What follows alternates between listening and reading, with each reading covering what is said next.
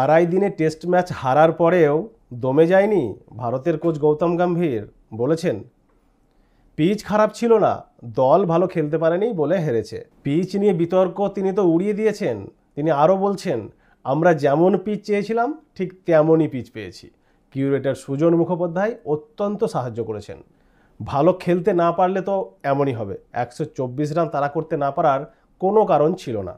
গম্ভীরের এই মন্তব্য থেকে বোঝা যাচ্ছে এই ধরনের পিচ গৌতম গম্ভীর নিজেই চেয়েছিলেন কিউরেটর সুজন মুখার্জির কাছে। তাহলে বন্ধুরা আপনারাই বলুন এর থেকে নির্লজ্জ চাওয়া আর কি হতে পারে? কেন ভাই এই ধরনের পিচ কেন লাগবে? আর কি পিচ বলছো ভাই? ভালো ছিল, পিচ ভালো ছিল, আমাদের প্লেয়াররা খেলতে পারেনি। ভাই এক এক গজ টার্ন করছে বল, এক এক গজ। সাউথ আফ্রিকার পার্ট টাইম স্পিনাররা যখন বল করছিল, এডেন মার্করাম যখন বল করছিল, তখন বল মিডল স্টাম্প থেকে সেকেন্ড স্লিপের দিকে ঘুরছে আর বলছো পিচ ভালো ছিল, আমাদের ব্যাটসম্যানরা ভালো খেলতে পারেনি। হ্যাঁ, আমাদের ব্যাটসম্যানদের এখনকার ব্যাটসম্যানদের ফল্ট একটু আছে। এখনকার ব্যাটসম্যানরা, আমাদের ভারতীয় ব্যাটসম্যানরা স্পিনারদেরকে একটু ঠিকভাবে খেলতে পারে না, মানছি। বাট এই পিচটা ভালো ছিল এটা বলো না ভাই। এক এক গজ টার্ন করছে বল, মিডল স্টাম্প থেকে একদম সেকেন্ড স্লিপের দিকে যাচ্ছে। এটা কোনো ব্যাটসম্যানের পক্ষে খেলা সম্ভব নয়। এরকম পিচ দাবি করতে তোমার লজ্জা করলো না?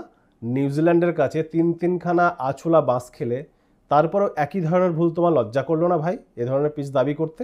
কি চাইছো তুমি, কি চাইছো? দলটাকে কোথায় নিয়ে যেতে চাইছো মিস্টার গম্ভীর? কোথায় নিয়ে যেতে চাইছো? এরকম র্যাঙ্ক টার্নার কেন চাই আমাদের?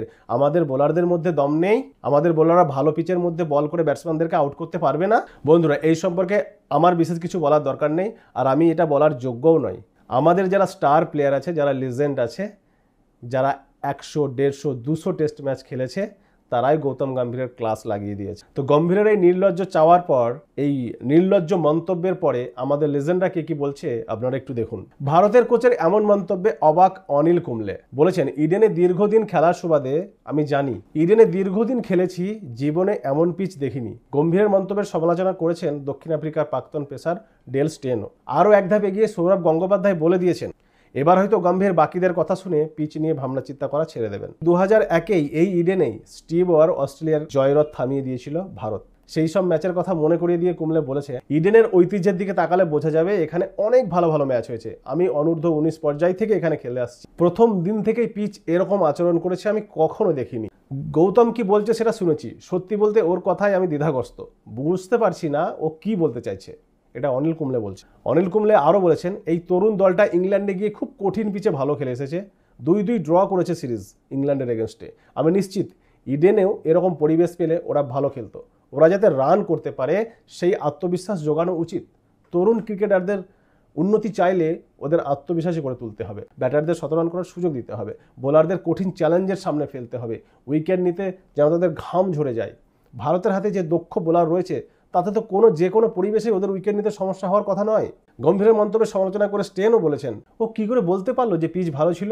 আমি নিশ্চিতভাবে বলতে পারি যে পিচ একদম ভালো ছিল না। স্পিনারের কোনো বল ব্যাটারের 2 ফুট পাশ দিয়ে বেরিয়ে যাচ্ছে, কোনো বল 3 ফুট পাশ দিয়ে বেরিয়ে যাচ্ছে, কোনো বল কিপারের কাঁধে লাগছে, পরেরটা বসে যাচ্ছে, প্যাডে লাগছে এবং আপনি আউট হয়ে যাচ্ছেন। এই পিচে ব্যাট করা খুবই শক্ত, এটা ডেল স্টেন বলছে। ভারতের ওয়াশিংটন সুন্দর এবং দক্ষিণ আফ্রিকার অধিনায়ক টেম্বা বাবুমার ব্যাটিংয়ের প্রশংসা করেছেন ডেল স্টেন।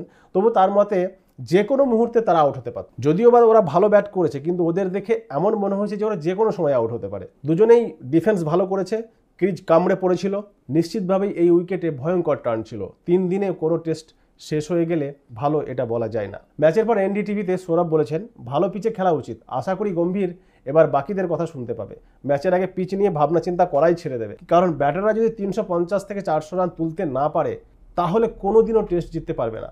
মনে রাখতে হবে এই কারণে ওরা ইংল্যান্ডে জিতেছিল, কারণ ইংল্যান্ডে ব্যাটাররা স্কোর বোর্ডে যথেষ্ট রান তুলতে পেরেছিল। অবশ্যই ভারতের উচিত ভালো পিচে খেলা, গম্ভীরের উচিত নিজের দলের উপর ভরসা রাখা এবং 3 দিনে নয় 5 দিনে টেস্ট জেতা।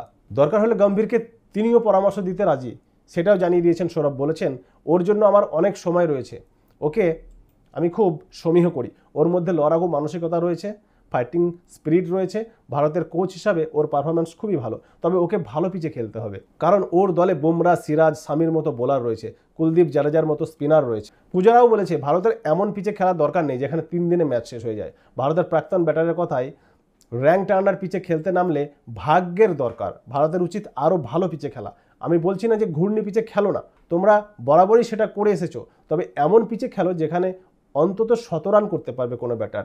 এমন পিচে খেলো যেখানে আমাদের জেতার সুযোগ থাকবে। যদি দক্ষ হয় সেই দক্ষতাটা দেখাও। ইডেনের মতো পিচ বানিয়ে যে আদৌ কোনো ভারতের লাভ হবে না সেটাও মনে করিয়ে দিয়েছেন পূজারা। বলেছেন 2020 থেকে র্যাঙ্ক টার্নার পিচে খেলে আসছে ভারত, বেশিরভাগ ম্যাচই শেষ হয়ে গিয়েছে 3 দিনে।